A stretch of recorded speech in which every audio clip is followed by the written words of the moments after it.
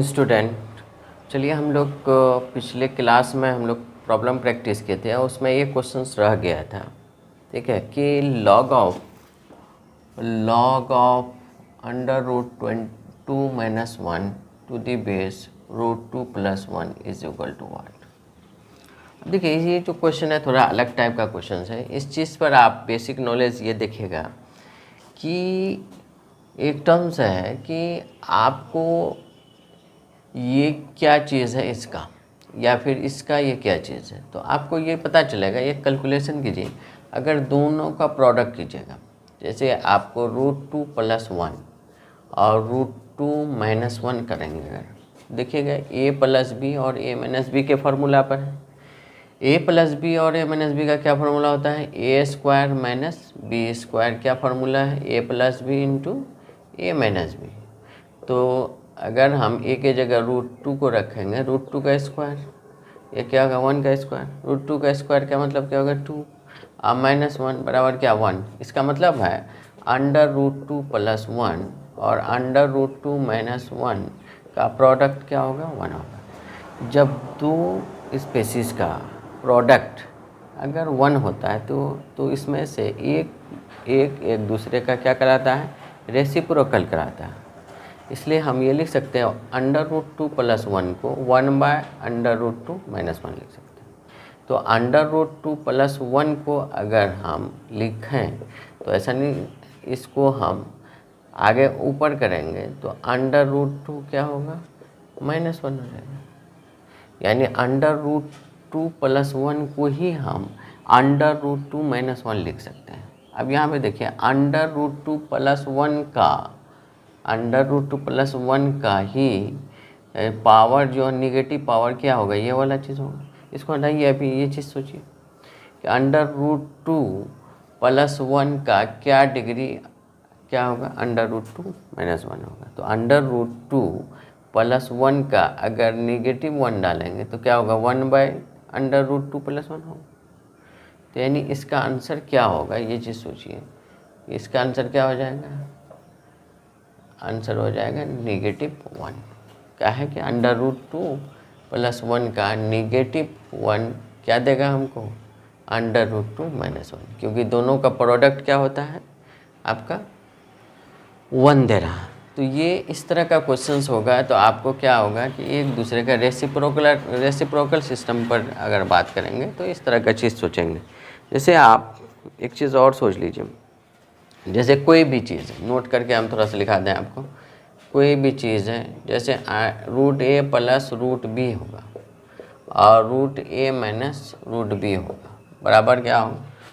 ये 1 होगा। क्यों होगा वो तो आपको पता है कि ये इसका इस टाइप का जो भी क्वेश्चन होगा तो दोनों का प्रोडक्ट क्या हो जाएगा? 1 होगा। तो अब तब जब प्रोडक्ट 1 होगा तो ये इसका रेसिप्रोकल कराएगा और ये इसका रेसिप्रोकल कराएगा। क्लियर? जैसे फॉर एग्जांपल अगर हम सेक एक्स प्लस 10x लेते हैं तो सेक एक्स और 10x का रेसिप्रोकल क्या होगा? 1 by sec x minus 10x। यानी सेक एक्स का रेसिप्रोकल जो होगा वो क्या हो जाएगा? सेक एक्स प्लस 10x का रेसिप्रोकल होगा सेक एक्स माइनस 10x। जैसे इसको अगर लेके चलिएगा सेक एक्स माइनस 10x मल्टीप्लाई करेंगे, देखिएगा क्या आता है। इसको a प्लस बी और a माइनस बी, तो क्या हो जाएगा? Sec square X minus 10 square X. और हम लोग ट्रिग्नोमेट्री में आइडेंटिटीज़ में पढ़े हुए हैं कि sec square X minus 10 square X बराबर क्या होता है? 1 होता है। यानी सेक एक्स प्लस 10x का रेसिप्रोकल क्या होगा? ये होगा। रेसिप्रोकल का मतलब ही तो होगा कि डिग्री क्या होगा? -1। तो उसी तरीके से अंडर रूट 2 प्लस 1 का रेसिप्रोकल क्या होगा? Under root 2 minus 1। इसका मतलब है कि रेसिप्रोकल कहाँ से आएगा भाई? -1 से, डिग्री के -1 से। इसलिए इसका आंसर क्या हो गया? -1।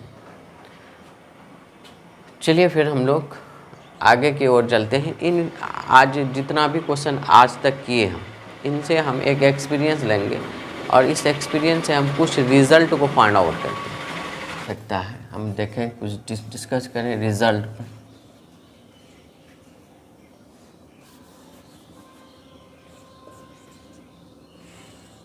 रिजल्ट्स, पहला चीज़ अगर ऐसा हो जाए, ठीक है, ऐसा हो जाए log x to the power log x to the power a is equal to n, तो यहाँ से आपको क्या क्या चीज़ मिल रहा है।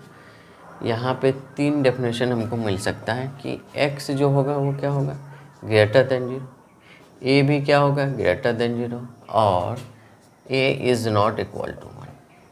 फाइनली हम ये कंक्लूड किए अब तक जितना भी क्वेश्चंस किए। दूसरा, अगर हम सिचुएशंस देखें, दूसरा सिचुएशन ये देखें, अगर यही चीज़ ऐसा लिखा हुआ हो log of n to the base a is equal to x, यहाँ से हम लोग क्या कंक्लूड किया कि n जो है वो अगर ग्रेटर देन 0 होना चाहिए, a क्या होगा, ग्रेटर देन 0, और a is not equal to 1।